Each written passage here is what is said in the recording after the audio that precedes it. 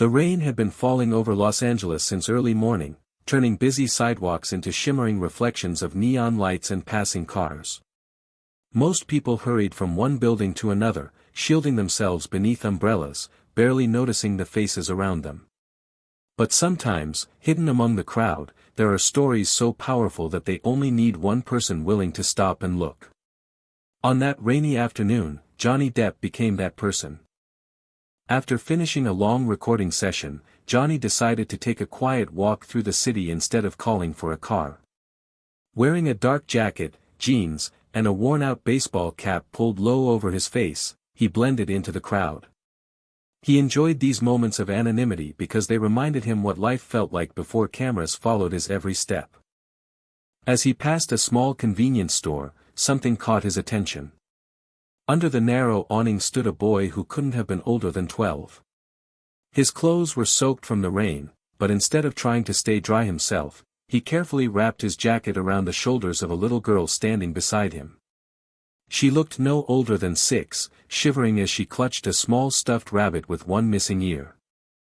The boy didn't seem worried about himself. Every few seconds he bent down to reassure his sister that everything would be okay. He smiled even though his own lips trembled from the cold. Johnny slowed his pace without realizing it. There was something about the boy's determination that refused to let him simply walk away. A woman leaving the store accidentally dropped a grocery bag. Several apples rolled across the wet sidewalk. Without hesitation, the young boy rushed forward, collected every apple, and handed them back to her with a polite smile. The woman thanked him but quickly disappeared into the rain, never noticing that the children were hungry themselves. Johnny watched silently. The boy had every reason to think only of himself, yet kindness came naturally to him. Curious, Johnny entered the store and bought 2 hot chocolates, sandwiches, and a bag of snacks. When he stepped back outside, he approached slowly so he wouldn't frighten the children. "Mind if I join you for a minute?" he asked gently. The boy looked up cautiously before nodding. Johnny handed them the warm drinks. The little girl's eyes lit up as she wrapped both hands around the cup, smiling for the first time that day. "My name's Johnny," he said. "I'm Noah," the boy replied. "And this is my sister, Lily." Johnny asked where their parents were. Noah hesitated before quietly explaining that their mother had passed away the previous year and their father had recently been hospitalized after a construction accident. Since there were no close relatives nearby, they had been staying in a temporary shelter that was full the night before. They had spent the entire morning walking around the city, waiting for the shelter to reopen in the evening.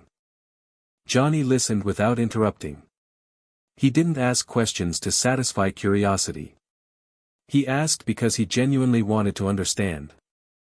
As the children finished eating, Johnny noticed something else. Noah never took the first bite of his sandwich.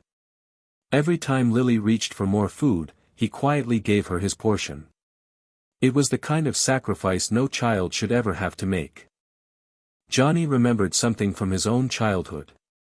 Life hadn't always been easy for him either. He knew what uncertainty felt like. He knew how quickly hope could disappear if nobody reached out. Instead of handing Noah money and walking away, Johnny made a few phone calls. Within an hour, a trusted local family support organization arrived. They helped secure emergency accommodation for the children, arranged medical updates about their father, and ensured they would have food, clothing, and a safe place to stay while social workers reunited the family. Johnny stayed with them the entire time. Before leaving, he knelt beside Noah and placed a small notebook in his hands.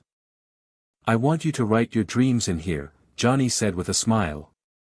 "No matter how impossible they seem." Noah looked confused. "What if they never come true?" Johnny smiled.